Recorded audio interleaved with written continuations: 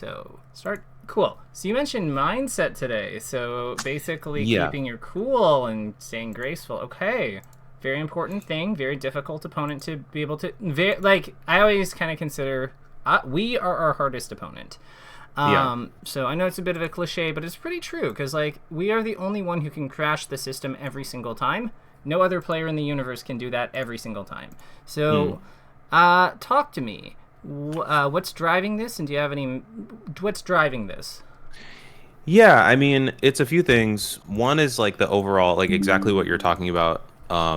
Just like keeping a cool head and not getting overly either like overly anxious or overly dark or overly sad or whatever. But then uh in another realm, I guess, also just like having a good, I don't know if mindset is the right word, but awareness, like as we close these knowledge gaps like we've been doing, like how to in the moment when I'm playing someone, like both follow my instincts, but then if my first instincts are like leading me to, you know, do something wrong in the game, like being able to adjust, and then also just being aware of their patterns, my patterns, that sort of thing. It's like that feels like it maybe falls under the umbrella of mindset, but not necessarily like the self-talk as much as just general awareness. But I wanted to talk about both of those things, so it's like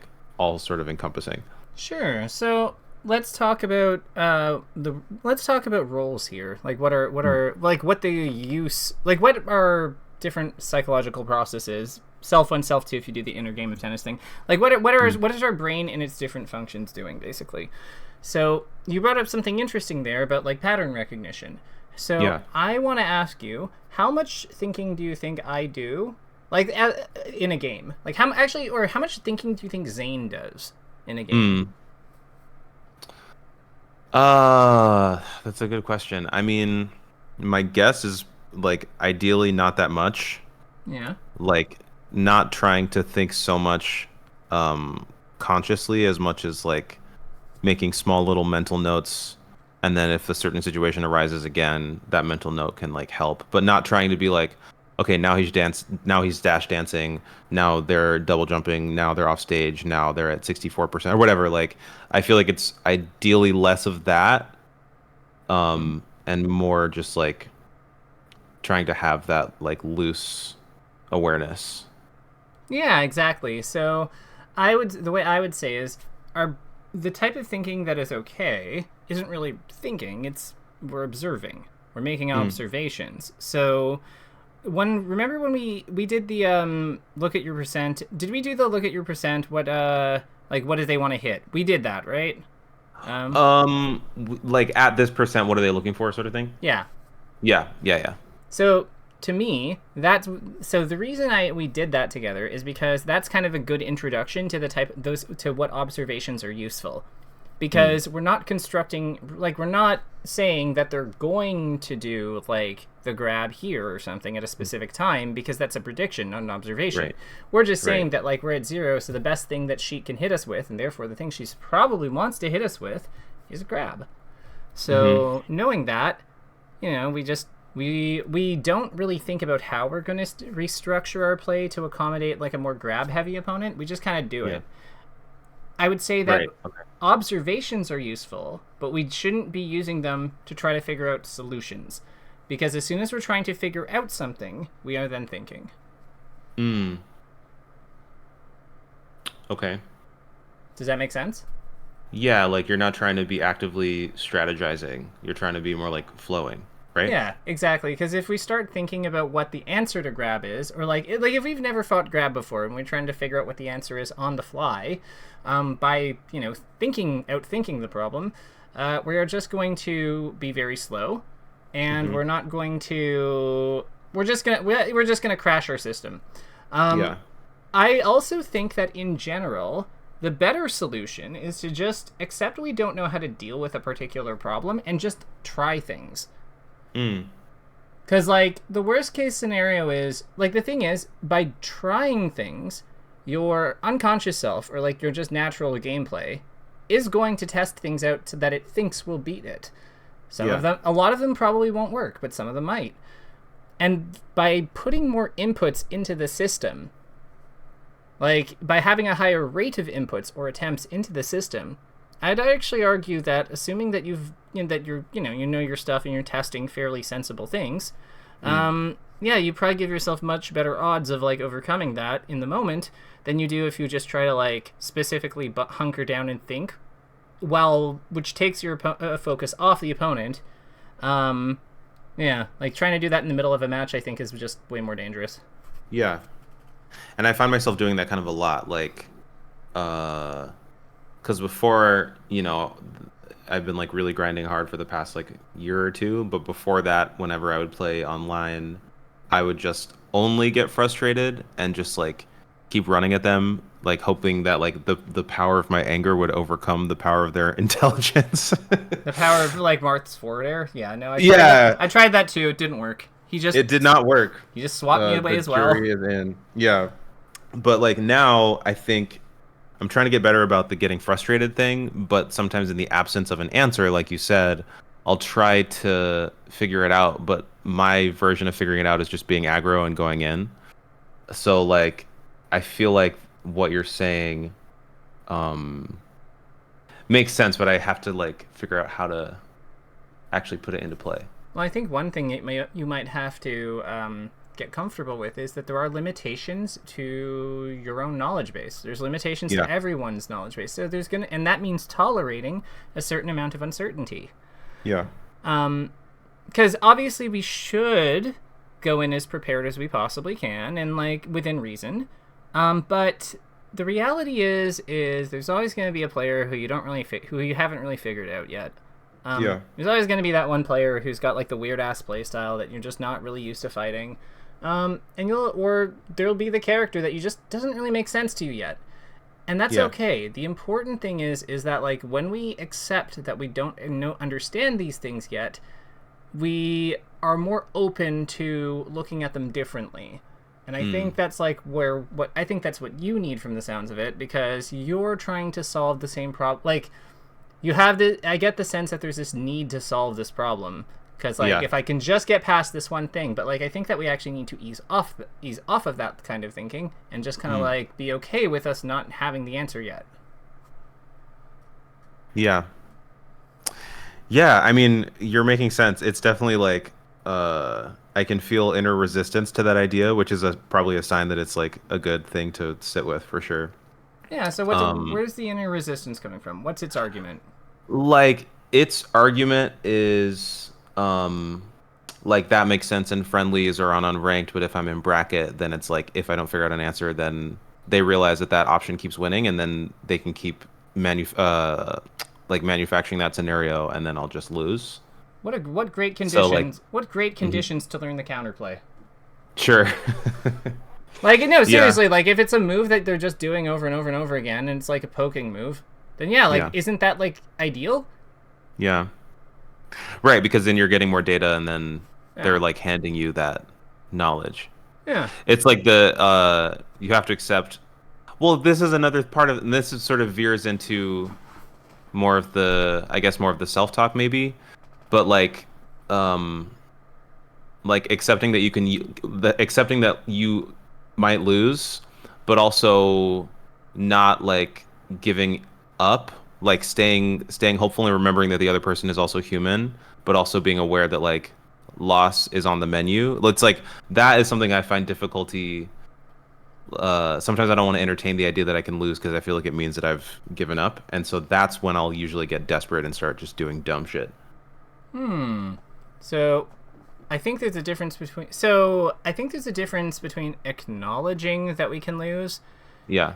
And accepting it as an outcome. Like, when I say, like, obviously by acknowledging it, we're aware of the fact of it, but that doesn't mean we're not going to, like, fight as hard as we possibly can to prevent that from happening. All it means is that we are recognizing that this is a two-player game where only one victor can emerge, and they are the other player. That's it. Yeah. Yeah. Like, it doesn't have to be complicated. It's just, the rules of the game are such that only one player may emerge victorious, and that's just how it is. It's neither good nor bad, it's just the truth. Yeah. So with that in mind, yeah, like yeah, it kind of also I think helps us establish a baseline respect for our opponent, Mm-hmm. because it helps us. It's important to remember that like they are a human who has chosen to take on this very difficult endeavor of playing this silly children's party game that we all love and it's extremely Yeah. addictive. But that said, they've also, even if they're weaker than us, even if they're stronger than us, like they have, as a player, they have just as much a right to win as we do. That doesn't mean Yeah. we're going to let them. And yeah, we're gonna do everything we can to like come out on top because that's the name of the game. That's why we're all here. Yeah. Yeah, no, you're totally right. I think a point that I maybe think about too much. I mean, I don't know. I don't want to necessarily claim that, but something that I think about often is like bracket runs that I've done where I went super deep Mm-hmm. compared to bracket runs that I did where I just sort of fizzled out immediately and everything sort of in between and like trying to see if I can pull away any, useful tidbits from the nights that I popped off. And Sure. like there's one Verdugo that I did really well at, and when I watch it back, I don't even necessarily know that it's that I was playing like, out of my fucking mind or anything as much as it's I just like played better in the moments that counted more so than the other person did, and I like took those many sets. Yeah, I mean that's a common thing for floaties. Like the thing about floaties is that like they're high health bar and they're kind of the fact that you don't have so many like set kills on them the way that you do versus like because if Fox gets hit by like six things at 100 damage versus like a given character, he probably Mm. dies. Like Yeah, a lot of things are true on him. A lot of things work into the end game. Like yeah, that's one of the nice. That's like the only nice thing about fighting him. But sure. but like Peach, Jigglypuff, Samus, like Luigi, like the floatier ones, a lot of things aren't true on them anymore at that point. Mm. So it's more about finding like that key opening where you can get the clean hit to close them out, and that's where a lot of their like player strengths, which is like Uno, can really like if you have PvP strengths, like the ability to understand the opponent, to read their movement, to Yeah. know what move they're like itching for, to know how nervous they are. That those moments where they have to get a clean hit, that's when like those kinds of skills, especially as a character like Peach, Mm. Samus, Luigi, Puff, like that's when those shine because like you just get to like make up so much ground with your powerful tools. Mm. And I think that's a really critical skill of those characters. So, I mean, if you're saying that you have played them in the moments that counted, yeah, probably you did, because that's one of the that's one of the strengths of your character. Mm. Yeah. I like how you're sort of framing that. It's like um it sort of just makes me think and I think we've talked about this, but like one of the things that I am trying to work on is just knowing like figuring out what things the opponent is looking for in like a general matchup sense, but then also in a we've played 5 games and now we're last stock, like what are they going to be looking for in this sort of desperate situation, Mm-hmm. and just like trying to keep my cool and not bite first sort of thing. Yeah, um and yeah, I mean it really is like the knowledge. It's really like just trying to play a bit more, if I can invent another word, informedly. You know yeah, what I mean? Like playing it in a trying to more, play. yeah, playing it in a more informed way, like just Yeah. having a better like set of like having better data points, set of rules, whatever you want to call it, to like Yeah. to base your decisions off of it. That's yeah, I would agree with that. I think that like so. Let me ask you, Yeah. so you're saying like, so let's take Pikachu because he's a little more straightforward. Mm. So against Pikachu, why does Peach like at high percent? Why how can Pikachu kill her? Oh, smash. Right. So if we like so knowing that, what should Peach be doing just generally speaking at high percent versus Pikachu? Um, Staying out, throwing turnips, maybe. Let's say you're in I'm a not all the way sure. let's say you're in a fight. Like you can't pull. You're not like he's gotten in. Oh, if we're like close in. High percent. I mean, usually if they're an up smashy Pika, I'll just like shield and wait for the up smash and then punish from there. Yeah, that's why that works. Because it's like he only has one. Like one of Pikachu's weaknesses is if you're not a character he gimps off his back throw, or like gimps with his up air, like off of like an up throw air and stuff. He just doesn't really have another kill move other than his up smash. And because Peach isn't really comboed by his up throw or down throw or whatever, that's part of why shielding's so good against him. Yeah, that totally makes sense. Yeah, so I would say one piece of information that's generally very, very handy for floaties is just know what the character's kill tools are on you, or like what combo things work versus your crouch cancel at like early damage, things like that. Because like the more you can restrict the opponent's options just with your like natural with like Peach's natural bulk and her resistance to damage, like the more they have to like commit to certain lines of play in order to get things started on you. And all of that funnels through decision-making process.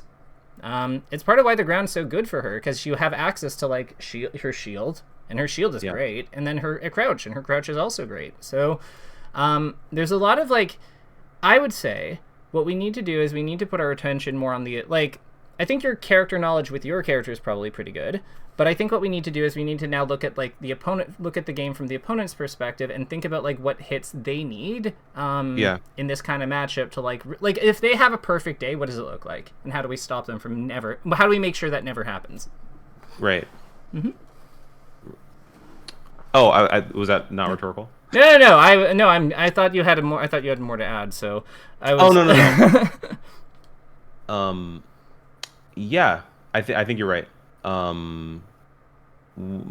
Maybe, I mean, I feel like there's a million different ways to go about it, but I think the first lesson we did where I would play on net play sort of thing. We want to do that? I think that makes sense. So with that, let me get you my spectator code. If I haven't pinned it, I'd have not. Okay, fair enough. And then we'll take a look at your games and we'll go from there. Awesome. Yeah, this is good. It's like what would you say your like best matchup is for you as a player? I'd say Falco. Makes sense.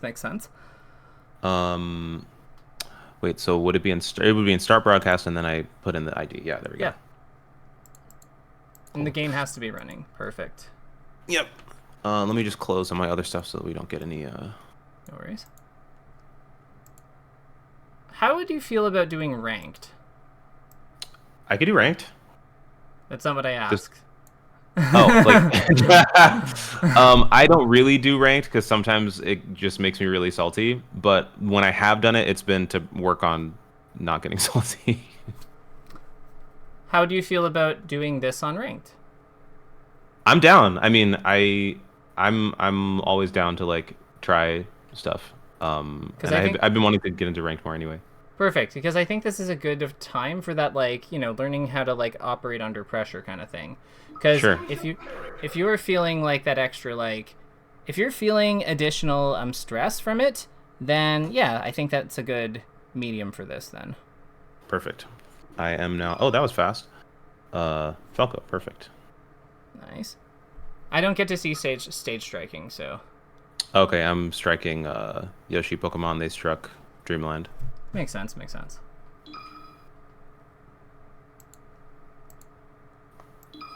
And we're going Battlefield.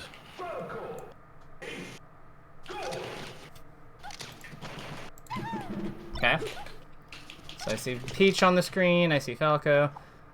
When he's just shielding like that, I would like. What do you think? What do you think about like just FC Nair, like down smash or FC Nair grab? Yeah. I don't know what I did. You got a little fancier than that. Not too much. Like, it's nothing that I would be alarmed about. It's just one of those, like, I feel like there was a cleaner opening. Gotcha. What's that? Tech. So what is he trying to hit you with at this percent to kill you? Up tilt. Or down tilt, rather. Or get me off stage into downer, like that. Okay. Oop. Or shine up air. Cool. So we have a few options, and like the one that we were worried about didn't actually come up, like down tilt. So we want to make a note of that. We just make a note of that and keep playing. I like that you were. I like that you were braver on that edge guard. Yeah, it's unfortunate about the trade, but c'est la vie. Nice power shield.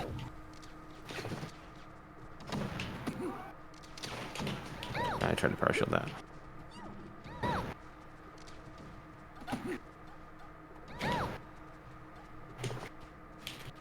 Nice. Good grab. Thank you.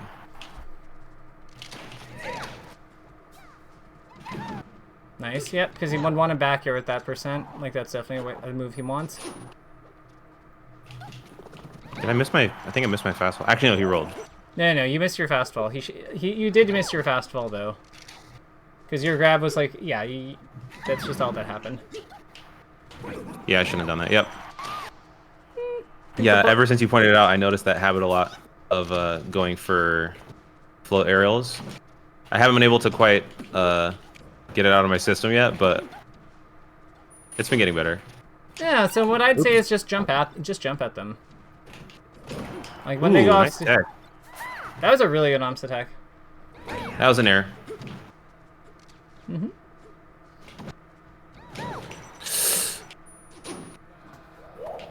Yeah, absolutely not. Get out of here. B-Bats would not have missed that. Oh! Oh! You know who's really good at those? I find like Triff is like really good at Triff's edge guarding is crazy. Yeah, truly. There's a little bit of feedback with the audio. I think your game music might be a little loud, but that's okay. Oh, got you. Yeah. I can turn it down after this. Yeah. Set. Figured I wouldn't like. I'd tell you at the end of the game, so like you're not. Yeah. Don't want you to think about it during it.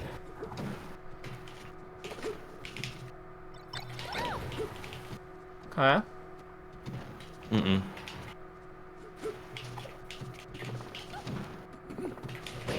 Oh, nice push off. Yeah. Yeah. No, you're fine.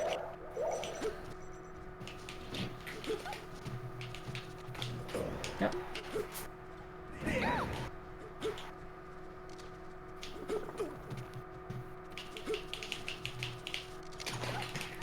Nice.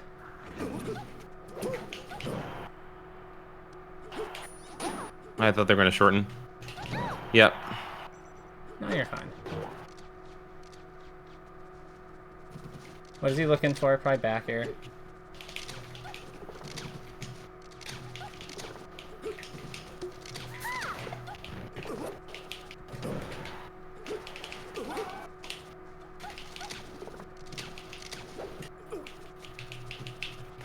There Nice. Whew. Heart's racing.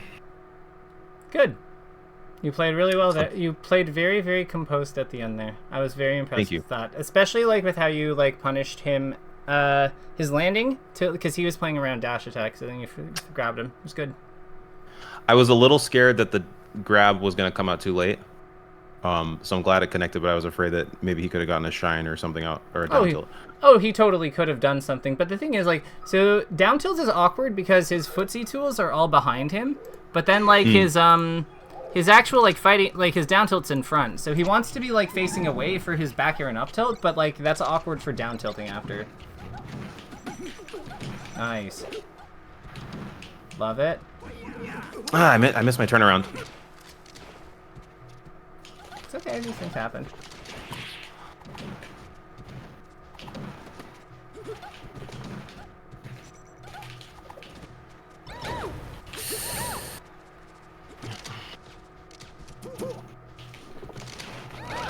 Nice grab. Yeah, that was a nice grab. Mm-hmm. Nice nair. Let's go. Yeah, I'd say that Falco usually looks for back airs as high percent kill on floaties. He also sometimes looks for forward smash. Like, those are the big ones, I think. Yeah.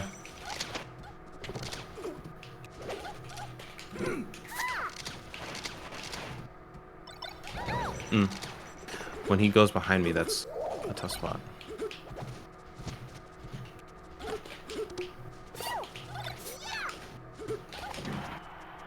Nice evasion.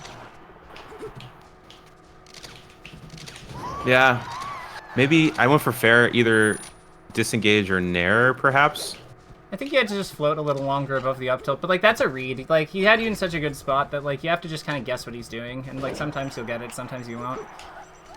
Yeah. I think that you played that stock pretty well though, in terms from a structural perspective, because like you basically didn't get die until 190. Like that's really good. Sure. Okay. Yeah.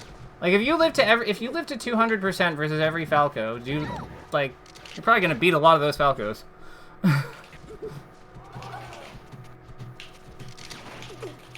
Yep, good job disengaging from the back air. Don't have to play with it.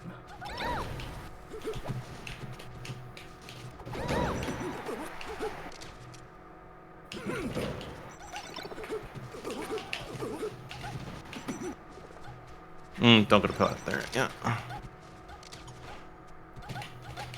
So he showed down tilt. Cool.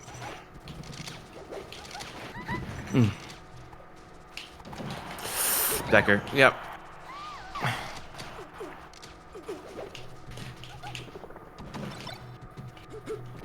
How do you find this is going though?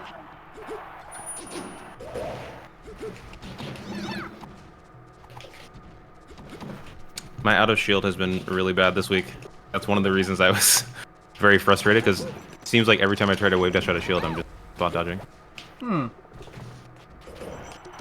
Are they on like different attacks, or like is on everything, or like what's going? Is there a pattern? On different attacks, it's like my ability to perceive shield stun is like gotten really bad lately for some reason. I don't know why.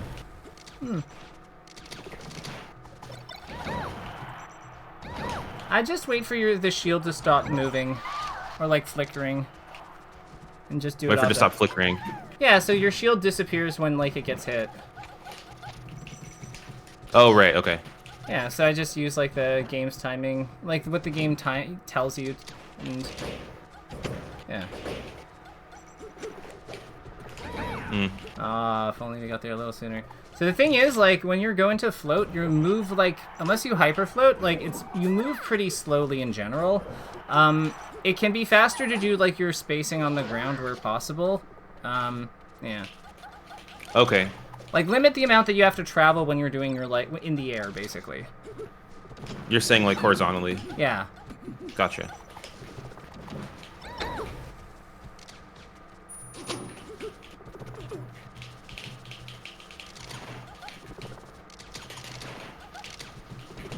Nice bait, nice bait. Oh, that was the spacing.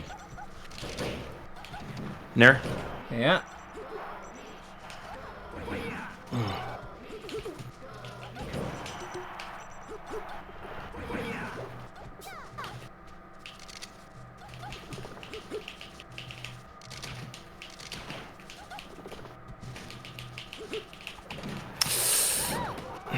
Nice DI. Woo! Easy clap. Never had a chance. Oh my god. When you pull the turnips on edge guards, I notice you never throw them at them. Why don't you just like why don't you just throw the turnip to like cover the illusion, or just throw it at them to like hit them out of the end of the like you I feel like you pull turnip but you keep it. Yeah. Yeah, I don't know. I don't think I am aware of that. Yeah, just throw. Okay, so yeah, going forward, when we pull turnip, like if we have time to pull turnip, just throw it at them. Like it's especially for edge guarding. Like you don't need to hold on to it. What's it going to do in your hand? It doesn't do anything unless it's hitting them. Sure. Okay. But how did that feel though for like playing in terms of like pressure and stuff? I was a little nervous. I was dropping a few things, but I didn't feel bad. I didn't feel like I was dropping most things.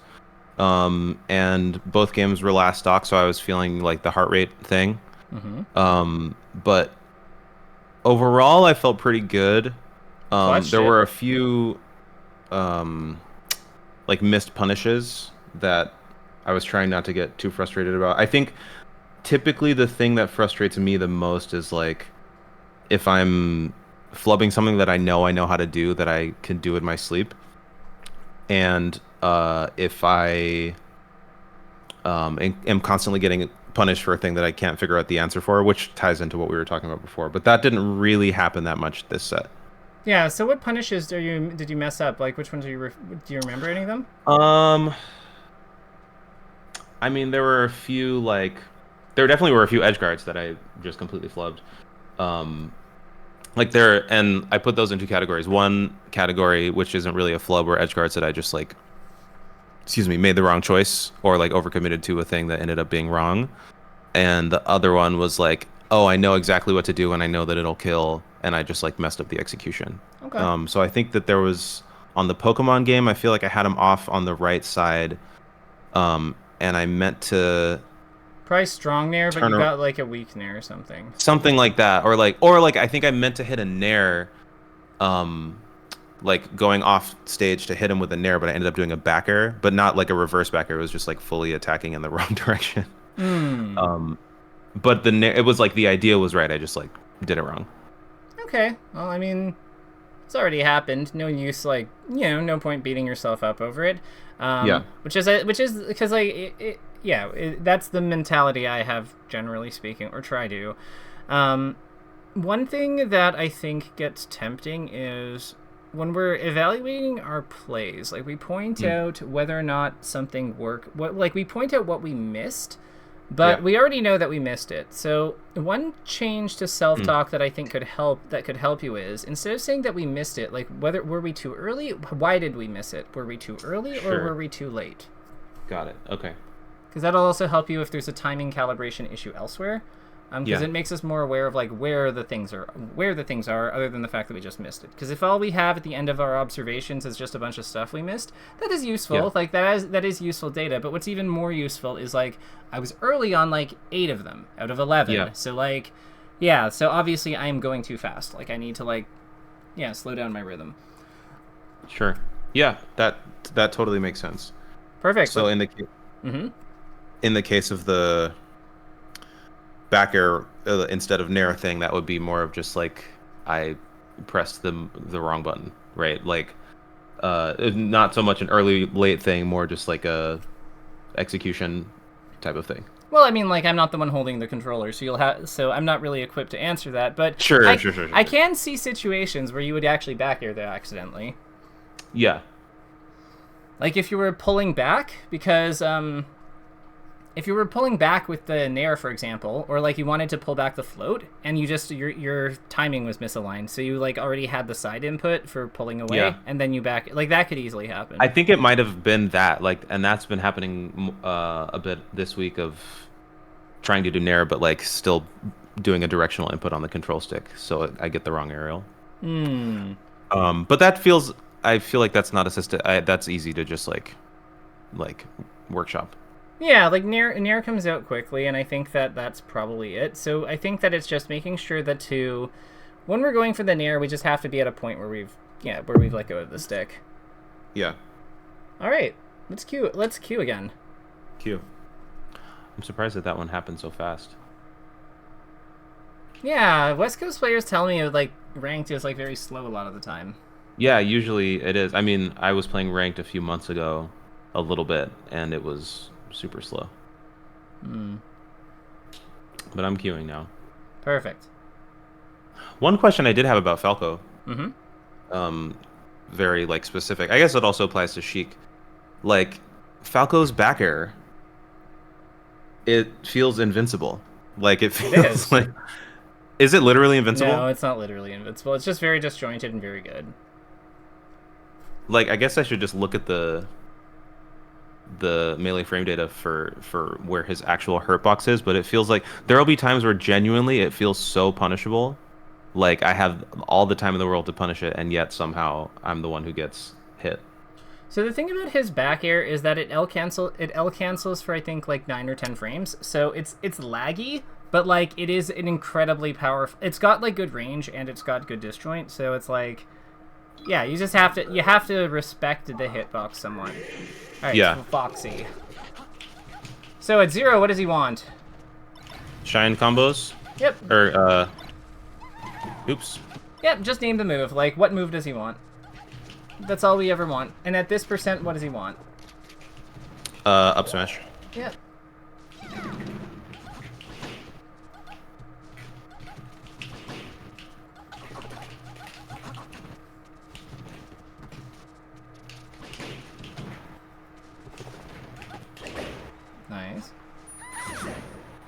Oh, what?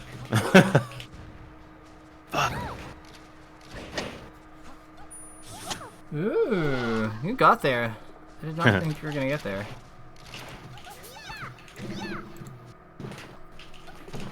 Ooh, nice crouch count. Was that? I feel like my down smash. No, that was real. That was real. Yeah, no, he definitely got that out.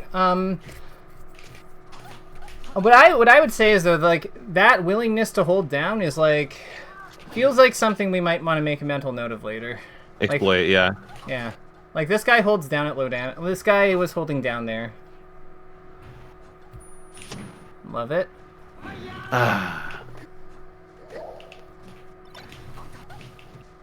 I have been working on the Fox up B thing. Nice. So on the on that one, I would say it's actually I find it easy to just fall on him with the aerial and then like float into another one. As opposed to like double back air basically. Oh, sure. Like for the kill setup, because like the first float, like the edge guard was perfect. Like the first back air was great. For the kill conversion, I just try to do double aerial on Fox usually. Yeah, kind of like that. Because like if they have to DI away from the first aerial to like just not die, but then you can see them do that and then like just recover to stage or like cover differently. Because if you save your float, you can do that.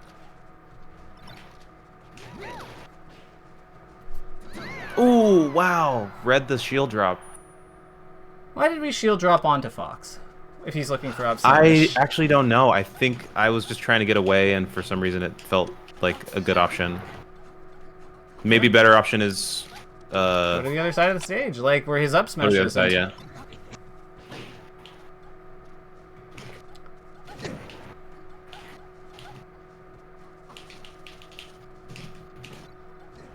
Nice.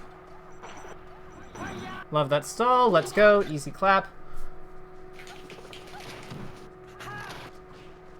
Nice smash the eye. See, like a lot of these a lot of these nairs, I think that we could have like CC'd them, and then like just down smashed him on the platform. Sure. Nice nair. Honestly, like yeah, I can see that you're using like your timings on the edge guard are like much sturdier. Thanks. Beautiful.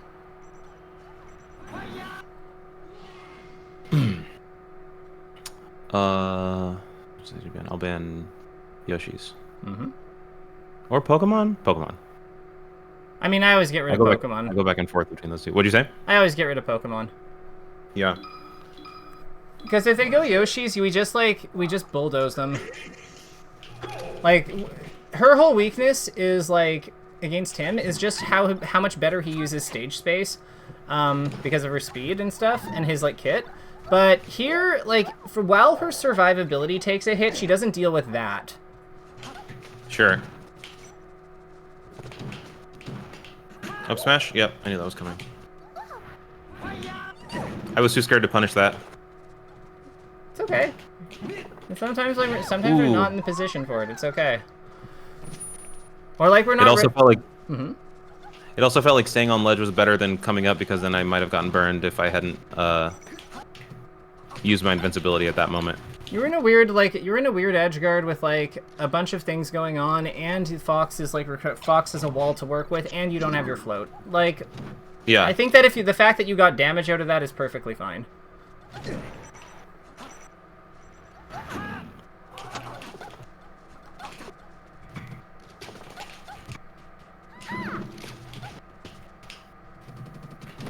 Nice. Try to place your floats if you're fighting from the air above his like short hop nair or short hop above his short up nair and short up down air. Like okay. You want to kind of like draw like where his paths are and like where his jump paths are, and then you go above that like those hits.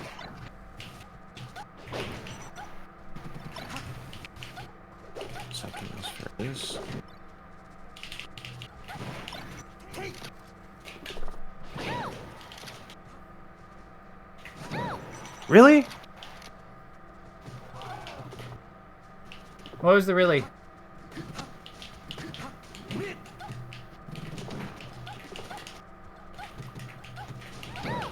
The battle of the down tilts. Mm-hmm.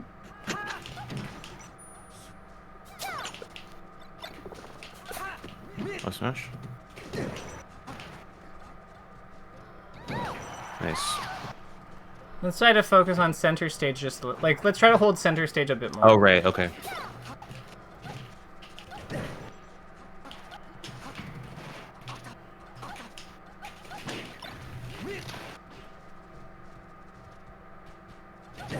Nice. Yeah.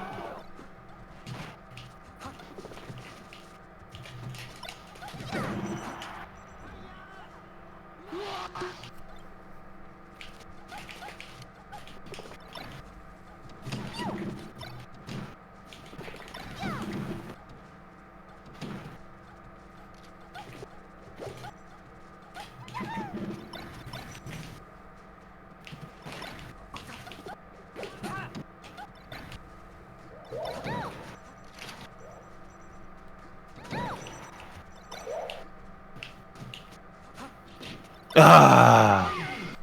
I tried. Mm-hmm. I'll go FOD. No, I'll go Dreamline. Back here is really good at keeping him out when he's trying to aerial you, like short hop aerial you. But you want to do like them a little grounded or like mid. Mid. Okay. Yeah, like if he's trying to hit you with short up aerials, mid height back air like is crazy, and it's back air is also good versus his grounded approaches. Like he has to call out the timing basically with like up smash to like beat it.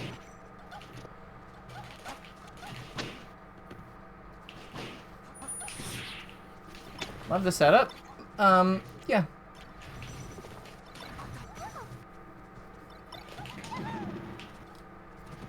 Yeah. Instead of that approaching dare that I did backer. Yeah. Could also nair maybe. Yeah. Like the thing is, you don't want to hit Fox with stuff that he can like interact with generally after he's hit, because yeah, he's just got really really scary stuff like afterwards. I was so scared of up smash just there. Yeah. I panicked. These things happen. So he's gonna want to hit drills and shines now. So let's just like he's gonna go above us a lot to do that. So let's just make sure we're like covering those spots, like we're defending against those angles. Got it. Okay.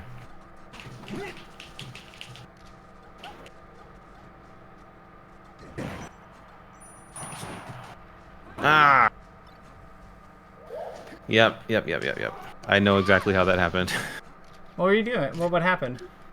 I had a moment of conflict where I was like, I'm gonna go for this edge guard that I always go for, but then I realized that there was a more efficient option, and then I didn't decide, and then I ended up just not really doing it. Gotcha.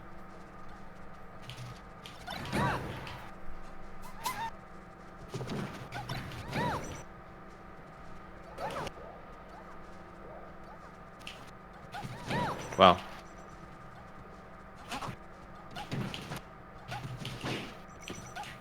Oops. Yeah, that was me trying to wave dash out a shield.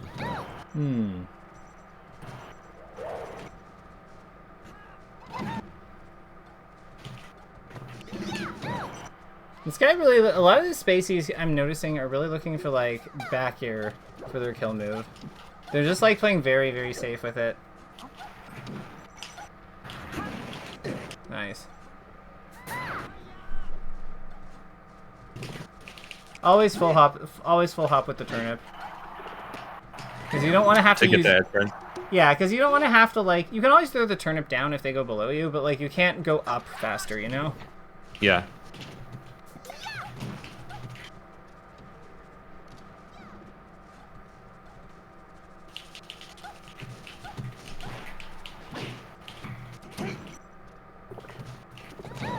I think I used all my resources. Oh, never mind.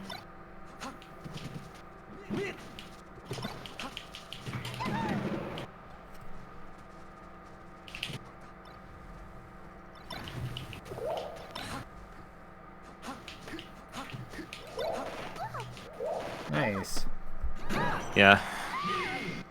Held on well. In that situation, Mm-hmm. If I manage to hit them with the parasol, and I'm over 100%, do I just keep stalling? Like, obviously, Peach doesn't have great, like, an option I've been using recently to some success is tournament winner wave dash up, or Yeah. rather, excuse me, air, Waveland? air dodge. Yeah, So maybe I should do that. I would say like tournament winner probably makes sense there. Like it's Peach on the ledge. There's not a whole lot going on there, but I would Yeah. if you can hit them again with the umbrella, like and then land on the stage and auto cancel, that's also quite good. Yeah. Okay. But yeah, like I'd say like those two are probably what I'd recommend. Okay. Yeah. Should I queue in another? Absolutely. Let's keep like Great. because I think we're learning useful things here. One thing that I'm noticing with you when you're like unsure with ground game, a lot of times after you do your aerials, if you're not totally sure what's going on, you immediately go back for the aerial, even if the opponent's close to you. But we need faster things if the opponent is close to us. So let's try to like let's just go for something. Okay. Like whether it's down smash, whether it's grab, whether it's crouch, whether it's shield. If the opponent is near us on the ground after we've aerialed, let's just use the things.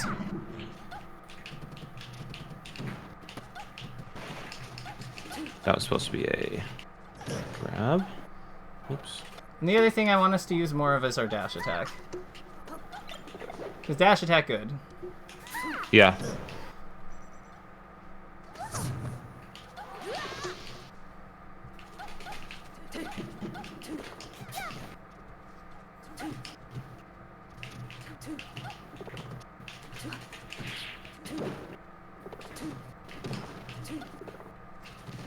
Yeah.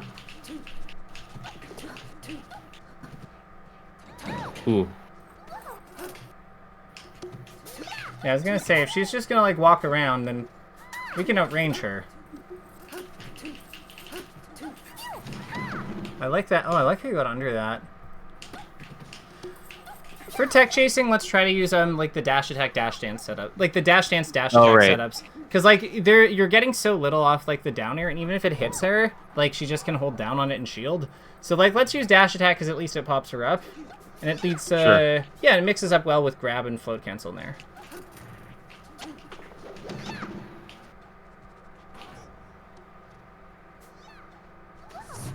Nice.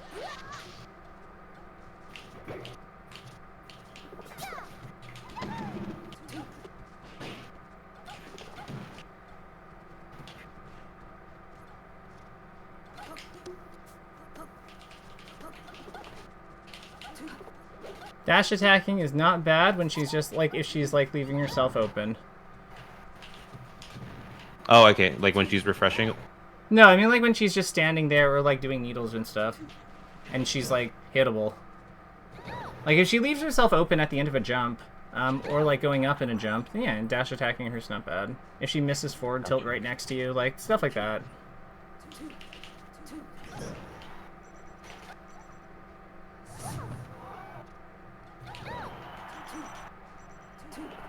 Oh no!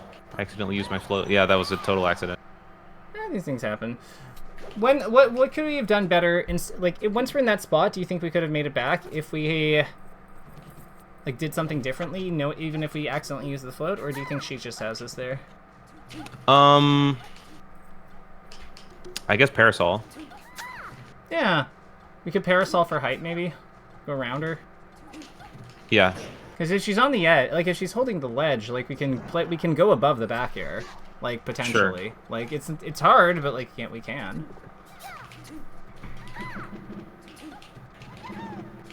So One thing I don't know how to scout out for is the down tilt, the wave dash back down tilt. I never quite know how to make that happen, or like what to look out for. Is Sheik jumping forward with fair? It's when Sheik is jumping forward with fair? Yeah, that's like the main one. Like early fair? Either or. Okay. Yeah. It's basically, did Sheik move forward with fair? Yeah. Or fair or nair. Like, those are the two main things you're looking for. Oh, Puff, here we go. Yeah, I was gonna say, this person, like, doesn't feel like a Sheik player. Yeah. This feels like much... They seem much better with this character. That's okay. So... What's your game plan? What's your game plan against her? We want turnips. Start pulling them. Turnip. Now throw them at her. But, like, from the ground, because they go further. Like, if she's on the ground with you, throw them at her, like, smash throw, like, C-stick, throw them at her. Yeah. Nice. Oh, I see what you're saying. Yep.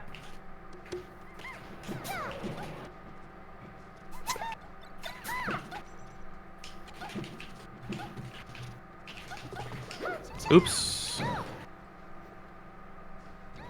Yep. Yeah, this is definitely a puff main. We'll turn it.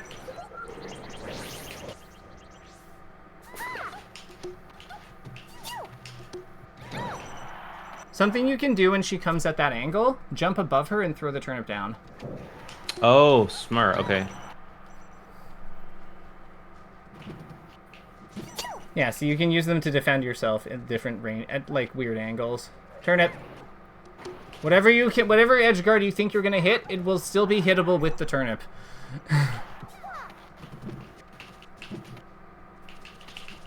Turnip. Yep. So yeah, we waited too long on that one.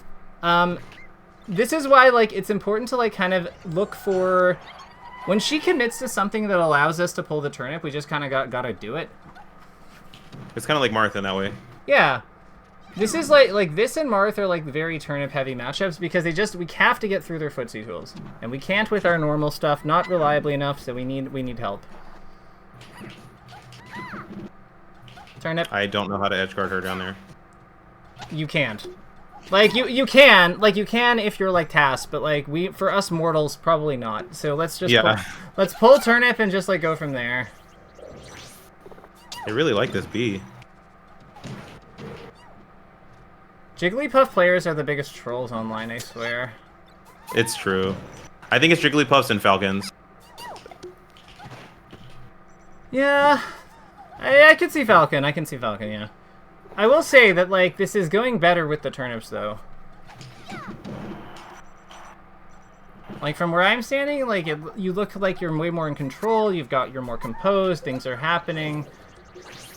I'm just gonna ignore when they do that. Yeah. Rather than, like, trying to punish it. Feels not worth it. You can float above. You can just, like, follow along with your float. Okay. Like, you can, like, with the turnip, you can just float above her.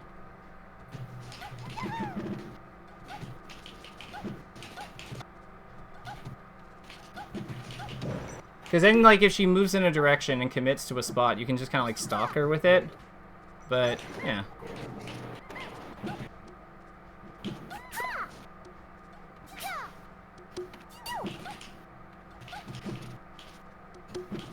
Try to, like, when she comes in at, like, and at that back air height, try to, like, sometimes trade under her. Yeah, exactly, with, like, your nair or your up air. Like, float nair or up air. At up air at, like, 100.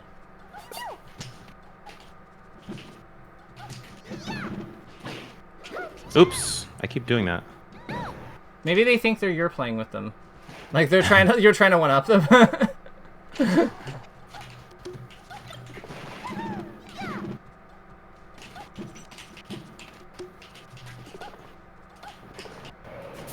You can also, so when you're throwing them from the air, exactly, you want to, like, arc it and hit her in, like, you want to hit her in her weird, you want to hit her ear.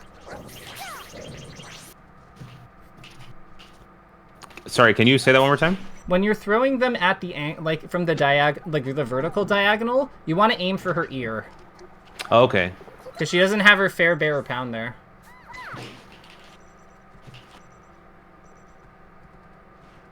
Oh. Tournament winner. That also was a free rest. I guess they're like, how dare somebody play a floaty against me? Yeah.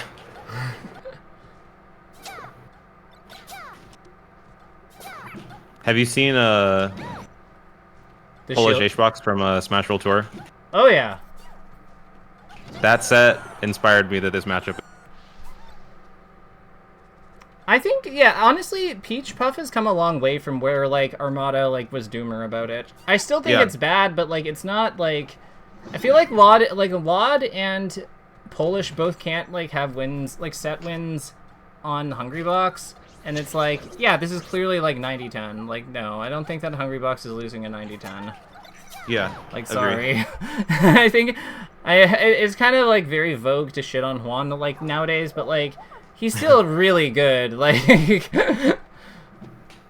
as good as he was, no, but, like, still, like, phenomenal. He's really good. Yeah. Yeah. So I know that this game required you to play with a lot more discipline, but how are you finding the mentality and stuff of it? Pretty good. I mean, like, usually it flares if the Puff gets a lead and doesn't want to play the game. Mm-hmm.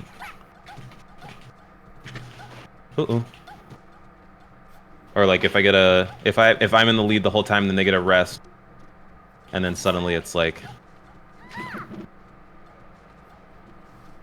either even or they're winning. Yeah, but how are you finding it? But for this game, because I noticed that, like, I feel like previously you weren't really pulling turnips when we started. Like, we had to kind of like get that. We had to encourage that. But how did the turnips feel? Turnips feel good. I think maybe I was feeling too hesitant to pull them because I didn't want to get punished for it. But yeah, I think my sort of gimmick for this matchup has been wait for them to descend with an aerial and punish the landing with dash attack. Okay. Which like works for a lot of unranked Puffs, but didn't work in my last set against a Puff in bracket or like at the major. So like. What happened? I think, I got a bit demoralized. First we had no sound on our TV. Mm-hmm. But yeah, it was what I just described. So I was in the lead all of game one, and I was playing quite well. And then they got a stray rest.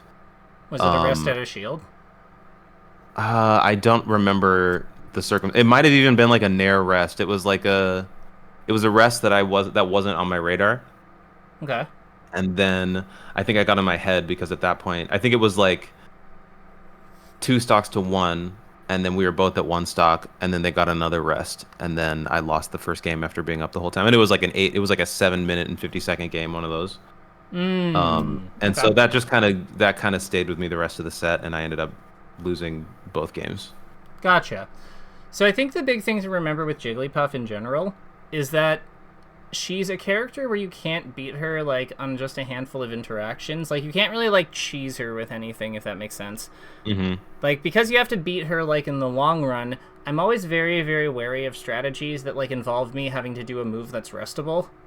Because I feel like that dynamic of, like, because even if she doesn't rest you directly for doing that, you're still, like, committing to, like, a high lag move as your solution to her footsie game.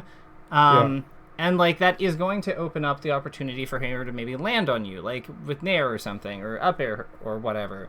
So I think that, like, something I would challenge you to think about is, if we're in a matchup that's all about, like, the long game, what are tools that leave me generally less open that I can lean into?